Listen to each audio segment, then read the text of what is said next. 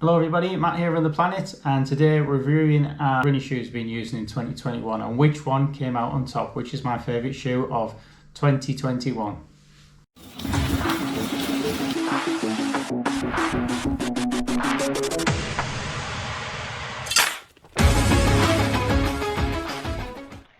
I didn't buy as many running shoes this year as I did the year before. Obviously needed to buy a few because we were doing a lot of miles and shoes just wear out. But a ton of these shoes have really impressed me for different reasons, so let's take a look. So I'm going to start backwards with this. The first shoe I'm going to talk about is the Alphafly Next, and it was only a few days ago. I've only run in them once and done 10 or 12 kilometers total in them. I used them for an attempt at a 10k PR, and they are, I would say, unbelievably fast. There's a lower drop than what I'm used to, 4mm, not 8mm drop. So something that I'm going to have to get used to, but the energy return in them with the AirPods on the bottom and the carbon plate in there is actually unbelievable. It is amazing. In terms of energy return, I've never run anything like it, to the point that when I finished doing the PR attempt, the run, I then switched over to running in, doing my cool down in the Saucony Endorphin Speed. And this shoe has got still quite a lot of stack height, something like, I don't know, it's 25-26mm of front stack height. And after running in the Vaporfly Next, it felt like I was running on rocks. So it's just, it isn't like that, but it just felt like that after doing a run. So that's kind of the comparison I would give between this. This thing is so cushioned, so much energy return in it. It's almost like running on trampolines. Second shoe I didn't buy this shoe in 2021, but you'll probably heard me talk about it, which is the Zoom Fly 3. Bought it at the back end of 2020, I think, and it's just a shoe. I knew it was going to be good because this is the second pair that I've used. I bought a few pairs of these that I thought were so fantastic. They last really well. Energy return, this one's done over 900 kilometers. The energy return in it is fantastic. I probably haven't got much more running I can do in this particular pair, but it's a shoe that I can do every type of session in, and it's been very durable and lasted really well. There's a little bit more running I can do in that one, so a big credit that. That's it's not my shoe of the year, but very close. Asics Novablast. So in the Asics Novablast we run about 250 kilometers. For me, probably with my weight to shoe size ratio, I find that there's probably not enough cushioning in them. I think I do bottom out in a bit. They are cushioned, they do give some energy return, but for me, I think I probably needed a little bit more. I have done long runs up to somewhere around about 25 kilometers in, but I don't think I've taken much further than that. They just seem to, on the run, they actually seem to squash out a bit, and it just seems to be not quite enough comfort in the front of the shoe. Other than that, comfort fit-wise, perfectly fine, no issues, no concerns with that. So probably still going to be doing a bit more running there in 2022. Some of the easy days that maybe aren't quite classed as what I would class as a long run, but steady, easy wear aerobic runs.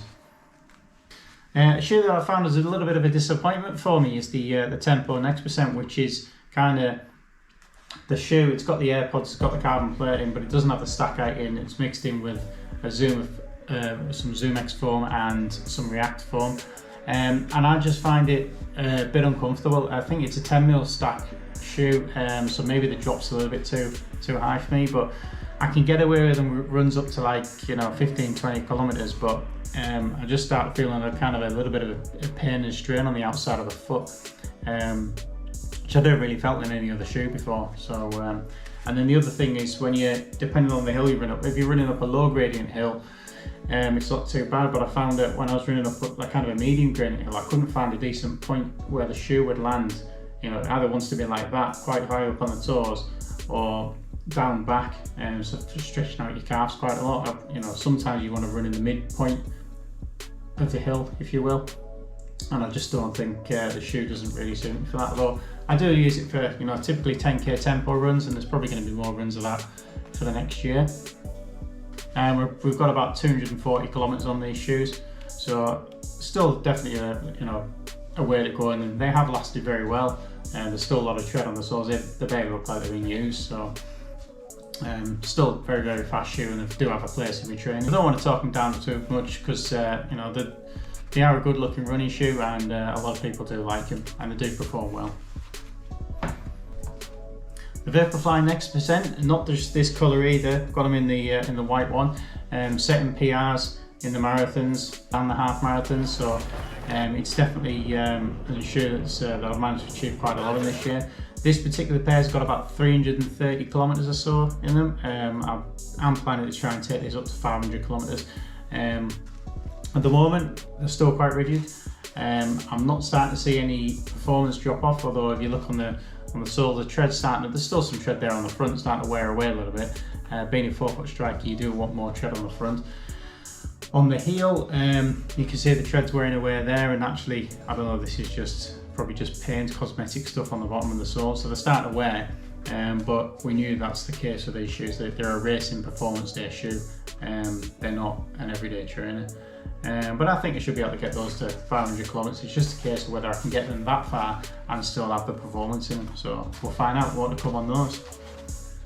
The running shoe that's probably has impressed me quite a lot this year as well. It was a bit of a slow starter because I can't actually run as fast as I can in the Puma Deviate Nitro. I think they look great in terms of a running shoe. They're comfortable, they fit well. Very comparable to the Zoomfly 3 for me. So if you know anything about me, you know I like the Zoomfly 3. These are very light and breathable, so I can't really say anything too bad about them, apart from they're just probably not quite as fast as the Zoomfly 3. I did do a review and talk about why in that video if you want to go and take a look at that. But I'm seeming to get more used to them. The energy return in them is probably just about right. There's enough cushion in them, and I'm going to be running a lot more of these in 2022. I think we sat there at the moment, we've only got about 150 kilometers on them, so I haven't really put them through the paces much, and as you can see, they're looking quite new in good condition. I know there's a bit of mud on the soles, but there's a lot of tread on the tread pattern there. So I think these shoes are really going to go the distance in 2022. So the standout shoe of the year for me has been the Saucony Endorphin Speed. The reason was I didn't expect to be running as much mileage in this. I can do every type of run in it. As the shoe has started to kind of like give a little bit more, soften up a little bit more, it's got a little bit more twist in it, get the miles on the shoe. I've actually found I can probably run longer in it. I was struggling to do any distances over say about 25 kilometers when I first had the shoe. But since it's given a little bit more, there's still the energy return is still there. And I can take them a little bit further now, so I'm really quite impressed with the way the shoe's gone. But in terms of the midsole, has held up really, really well. In terms of the tread on the bottom, I'm surprised, but there's still a lot of tread on the bottom of the shoe. It's obviously worn off down the edge, but there's so little rubber on the bottom of the shoe. I'm surprised that the tread at the front of the shoe actually looks like it's pretty much brand new, so really quite impressed with that. And I managed to get this up to nearly 1,200 kilometers, and there's probably still a little bit more that can go on that. Don't want to risk injury though, so I'm not sure how much more I'm going to run in it, but it may be that I get this thing to not just 1,000 kilometers that we've done, but to maybe 1,000 miles into next year, but we'll just have to see how it goes. And if we do that, we'll report back that on the channel. But yeah, it's a great shoe by Saucony, and it is my shoe of 2021, the Saucony Endorphin Speed. Okay, so thanks very much for watching, and appreciate sticking with me to the end. Lots more running and running content coming up in 2022. Some great goals, some great marathons we're going to try and achieve. So yeah, thanks very much for watching. Please like, comment and subscribe, and we'll see you next time.